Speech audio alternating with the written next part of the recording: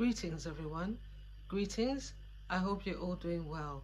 Welcome back to Life and Godliness, the channel where faith meets everyday life. Today, we're going to discuss grief, facing grief. So I know that most of us have faced grief at some point in life. So let's look at what grief is. What is grief? Grief is a natural, normal human response to loss, which manifests as a powerful emotion in form of sadness, anger, numbness, and anxiety, and can also involve physical symptoms such as fatigue and changes in appetite. While sometimes grief is discussed in stages, there is no fixed timeline for grieving. And people experience grief in their own unique and individual ways. It's a process of adapting to life without the person that you lost. Grief is a process of adapting to life without the person that you loved or the thing that you lost. It's also important for me to add, it's also important to remember that people face grief not only from the loss of a loved one. Sometimes people face grief from the loss of a pet or a job and other issues, or even the loss of a house. So there are different forms of grief, although in today's discussion we're mainly talking about the loss of a loved one. And in this case, it could even be a pet. Yes, it could be a pet. With grief, the pain typically lessens as time goes by. So over time, the pain that you feel, the intensity of the loss that you feel lessens and allows you to return to a new way of living. Now let's look at what to expect. Let's look at what to expect from grief. Number one, emotional response. Emotional responses vary. You may experience a wide range of feelings, and oftentimes these feelings come in waves, including shock, sadness, guilt, anger, anxiety, and confusion, and sometimes denial as well, especially at the onset of hearing the news of the loss. Number two, physical symptoms. Grief can affect the body in many ways and in different ways, and it often manifests itself in symptoms such as tiredness, headaches, nausea, changes in sleep, and appetite. Number three, behavioral changes. You might find yourself withdrawing from people, having trouble concentrating, feeling lost, and unsure about the future. Number four, grief triggers. Certain things like a song, a place, a special occasion can suddenly remind you of your loss and bring on strong emotions. Let's talk about how to cope with grief. Be kind to yourself. Be kind to yourself and allow yourself to feel. Allow yourself to grieve. Do not rush the process. Allow yourself to feel. Number two, acknowledge. Acknowledge your feelings. Yes, you cope better by acknowledging your feelings, not brushing them aside, not ignoring them, but acknowledging your feelings. Understand that there's no right way. There is no right way or wrong way to grieve. So really, no one has the right to tell you how to grieve. The only thing that maybe loved ones can try and do is to make sure that you don't harm yourself. But no one has the right to tell you how to grieve. People have to allow you to mourn in your own way. Number three, Seek support. Yes, talk to trusted friends or even a friend, family members, or support groups who understand what you're going through. Although they may not fully grasp what you're going through, but they can at least listen and give you their time and give you the time that you need to be able to express your feelings. Number 4, take care of your physical health. Take care of your spiritual health. Take care of your health in general. For example, try to maintain regular routines for your eating, your sleeping. Sleep as much as you can. Eat as much as you can, but maintain some sort of regular routine and be able to still function while grieving. Number 5, be patient. Be patient with yourself. Remember that the intense pain of grief lessens with time. It lessens over time. It really does get better over time. However, it does take time to adjust.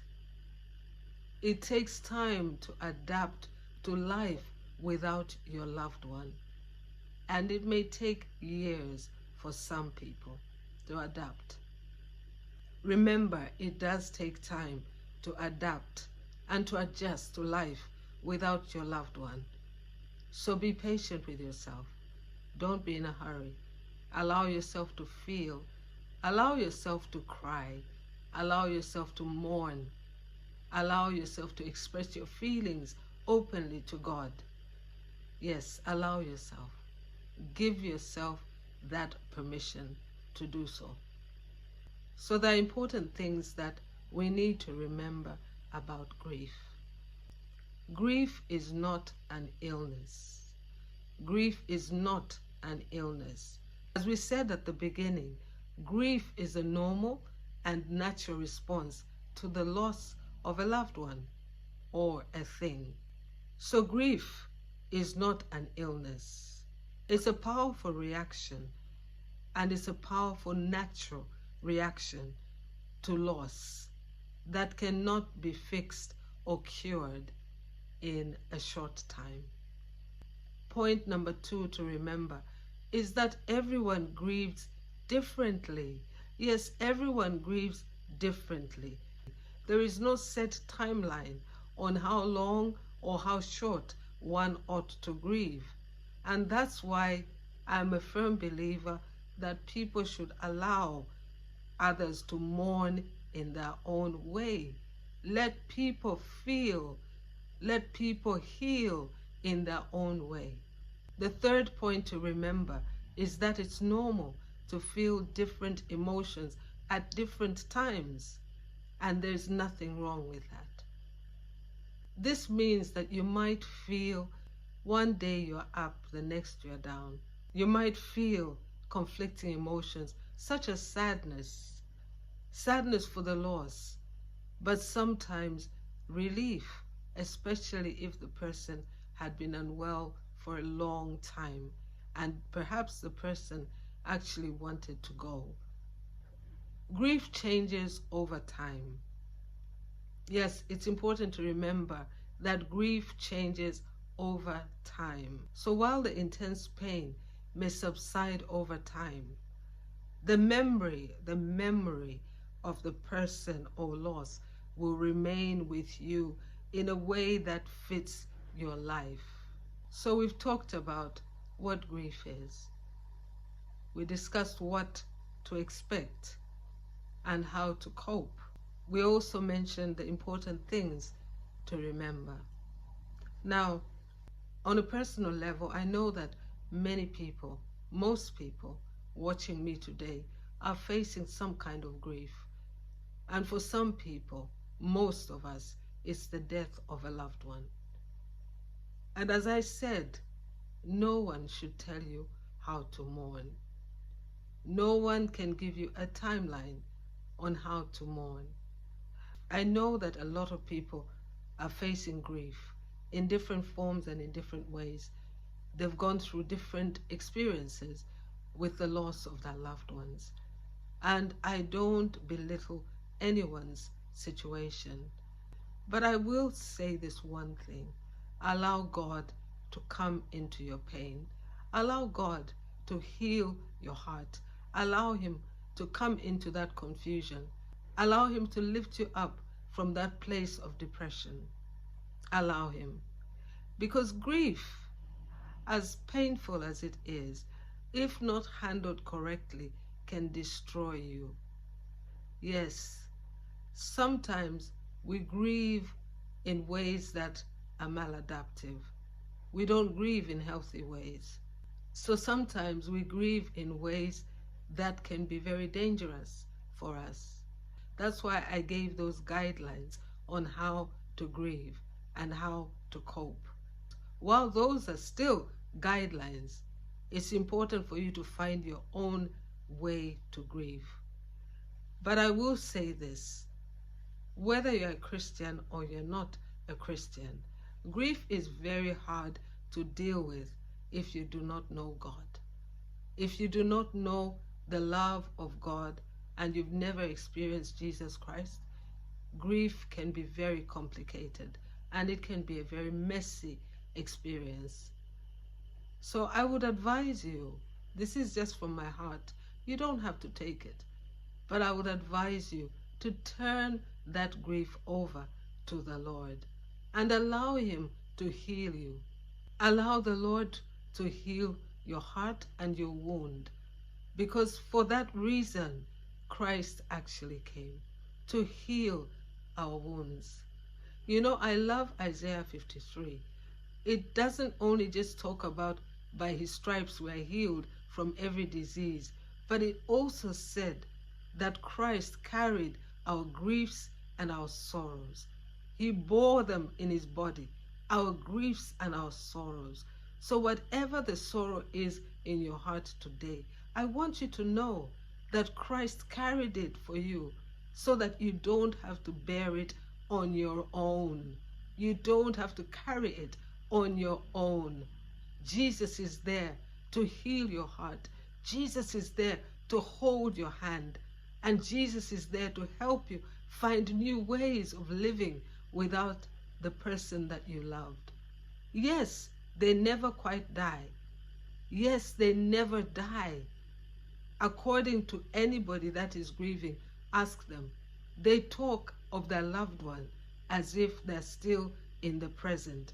And yes, they are in the present because they never die. They never die. They live in our memories. They live in our memories. They live in our history, but they're still felt in our present. So find new ways to live without your loved one. And it's also important to note that most of our loved ones would not want us to mourn for them forever. They would not want us to remain in that place of grief forever. They would want us to continue living without them. This is my encouragement for you today. Jesus is there to help you through your grief, and Jesus is there to hold your hand as you grieve. Jesus is there to hold your hand as you grieve. God is there to bottle every tear, and God feels your anguish, your pain, and God is there to nurse that wound and heal it and bring you back to your complete self. I end this video by saying God loves you and God cares for you, and God is there to hold your hand, and God walks with you through the fire. God walks with you through the rivers. God walks with you. You are never left alone. May the Lord comfort your heart. The Lord bless you and the Lord keep you. Until next time, Shalom.